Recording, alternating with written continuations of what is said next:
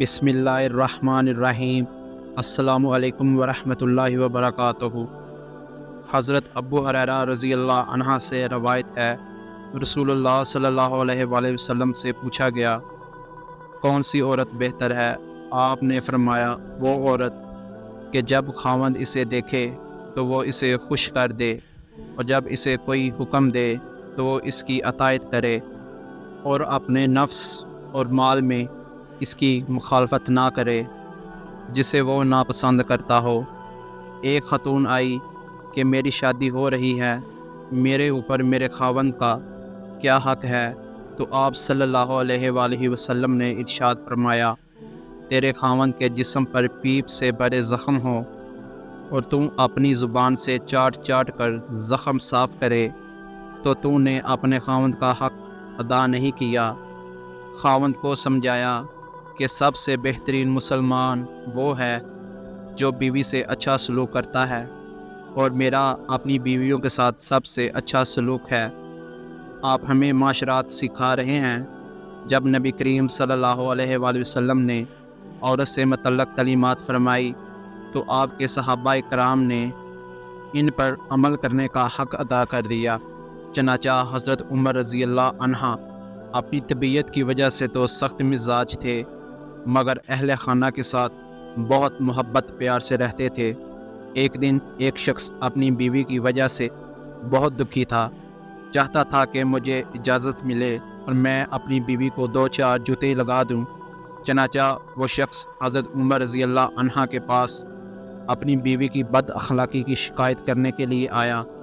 حضرت عمر رضی اللہ عنہ نے اس کی بات سنی اور فرمایا، دیکھو یہ میری بیوی ہے، یہ میرے لیے کھانے پکانے والی خانسمہ کی مانند ہے، میرے لیے روٹی بناتی ہے، میرے کپڑے دھونے والی دوبن ہے، میرے بچوں کو دودھ پلانے والی ہے، اور وہ میرے دل کو سکون دیتی ہے۔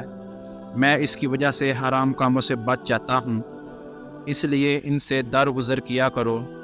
حضرت انس رضی اللہ عنہ کہتے ہیں کہ رسول کریم صلی اللہ علیہ وآلہ وسلم نے فرمایا، جس عورت نے اپنی پاکی کے دنوں میں پابندی کے ساتھ 5 وقت کی نماز پڑھی، رمضان کے ادا اور قضا روزے رکھے، اپنی شرمگاہ کی حفاظت کی اور اپنے خاوند کی فرما برداری کی، تو اس عورت کے لیے یہ بشارت ہے کہ وہ جس دروازے سے چاہے جنت میں داخل ہو جائے۔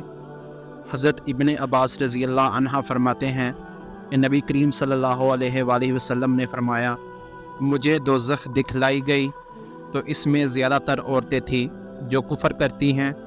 کہا گیا یا رسول اللہ صلی اللہ علیہ وآلہ وسلم، کیا وہ اللہ کے ساتھ کفر کرتی ہیں؟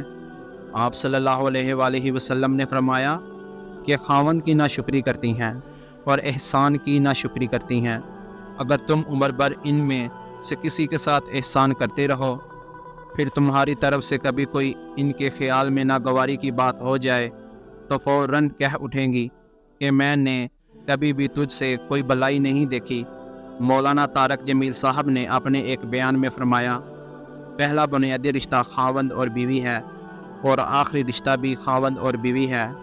آپ صلی اللہ علیہ وآلہ وسلم سے پوچھا گیا، یا رسول اللہ صلی اللہ علیہ وآلہ وسلم، آپ کو سب سے زیادہ کس سے پیار ہے؟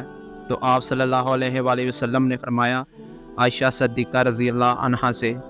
پھر پوچھا گیا تو آپ صلی اللہ علیہ وآلہ وسلم نے فرمایا کہ ابوہا، کہ مجھے عائشہ کے باپ سے زیادہ پیار ہے۔ اماں عائشہ رضی اللہ عنہا چھوٹی عمر کی تھی۔ آپ صلی اللہ علیہ وآلہ وسلم انہیں آٹا گوندھ کر دیتے تھے۔ جب ان کو آٹا گوندھنا آ گیا تو پھر چھوڑ دیا۔ ان کو سامنے بٹھا کر لقمے بنا کر کھلاتے تھے۔ پھر حضرت عائشہ رضی اللہ عنہا کوئی گوشت کا ٹکڑا اٹھا کر 2-4 جگہ سے نوچ کر رکھ دیتی تھی، تو اللہ کے نبی صلی اللہ علیہ وآلہ وسلم اسی کو اٹھاتے اور حضرت عائشہ رضی اللہ عنہا کو دکھاتے اور وہیں سے تناول فرماتے جہاں سے حضرت عائشہ رضی اللہ عنہا نے تناول فرمایا ہوتا تھا، اور اسی طرح حضرت عائشہ رضی اللہ عنہا ایک گلاس اٹھاتی اور اس میں سے پانی پیتی تو حضور صلی اللہ علیہ وآلہ وسلم وہیں گلاس اٹھاتے اور وہیں سے پانی پیتے جہاں حضرت عائشہ رضی اللہ عنہا کے ہونٹ لگے ہوتے۔ یہ سب میرے نبی صلی اللہ علیہ وآلہ وسلم کی معاشرت ہے، یہ میرے نبی کی زندگی ہے۔ گھر میں جھاڑو دیتے اپنے کپڑے خود دھوتے، بکھری چیزوں کو خود جمع کرتے، گھر والوں کے ساتھ مل کر برتن دھوتے، صفائی کرتے۔ یہ میرے نبی صلی اللہ علیہ وآلہ وسلم کی خوبصورت زندگی ہے۔ نبی کریم صلی اللہ علیہ وآلہ وسلم سے پوچھا گیا، کیا عورت پر سب سے پہلے کس کا حق ہے؟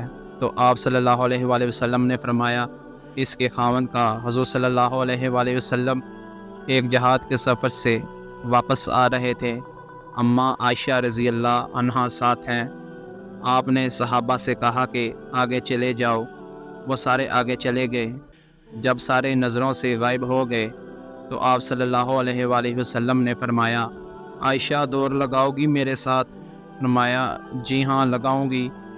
تو حضرت عائشہ رضی اللہ عنہا فرماتی ہیں کہ میں آگے نکل گئی، اللہ کے نبی صلی اللہ علیہ وآلہ وسلم پیچھے رہ گئے، چاہے آپ جان بوجھ کر ہی دل جوئی کے لیے آہستہ ہوئے ہوں۔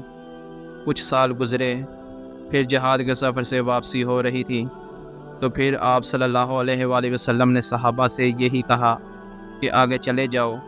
پھر وہ غائب ہو گئے تو آپ صلی اللہ علیہ وآلہ وسلم نے فرمایا، عائشہ رضی اللہ تعالی عنہا دوڑ لگاؤ گی؟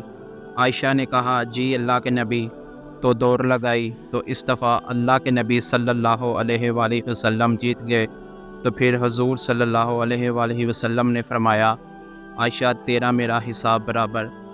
حجۃ الوداع والے سال حضرت سعد بن ابی وقاص رضی اللہ عنہ فرماتے ہیں کہ میں حجۃ الوداع والے سال بہت زیادہ بیمار ہو گیا تھا۔ جب حضور اقدس صلی اللہ علیہ وآلہ وسلم میری عیادت کے لیے تشریف لائے تو میں نے کہا، میری بیماری زیادہ ہو گئی ہے اور میں مالدار آدمی ہوں اور میرا کوئی وارث نہیں ہے، صرف ایک بیٹی ہے، تو میں اپنا 2/3 مال صدقہ کر دوں؟ حضور صلی اللہ علیہ وآلہ وسلم نے فرمایا، نہیں۔ میں نے کہا، آدھا مال صدقہ کر دوں؟ آپ صلی اللہ علیہ وآلہ وسلم نے فرمایا، ہاں، 1/3 مال صدقہ کر دو، اور 1/2 بھی بہت ہے، تم اپنے ورثہ کو مالدار چھوڑ کر جاؤ، یہ اس سے بہتر ہے کہ تم ان کو فقیر چھوڑ کر جاؤ اور وہ لوگوں کے سامنے ہاتھ پھیلاتے پھریں، اور تم جو بھی خرچ اللہ کی رضا کے لیے کرو گے اس پر تمہیں اللہ کی طرف سے اجر ضرور ملے گا، حتیٰ کہ تم جو لقمہ اپنی بیوی کے منہ میں ڈالو گے اس پر بھی اجر ملے گا۔ رسول اللہ صلی اللہ علیہ وآلہ وسلم نے فرمایا، اگر کوئی مرد اپنی عورت کو ہم بستر ہونے کے لیے بلائے اور وہ انکار کر دے، اور پھر شوہر اس انکار کی وجہ سے رات بھر غصے کی حالت میں رہے، تو فرشتے اس عورت پر صبح تک لعنت بھیجتے رہتے ہیں۔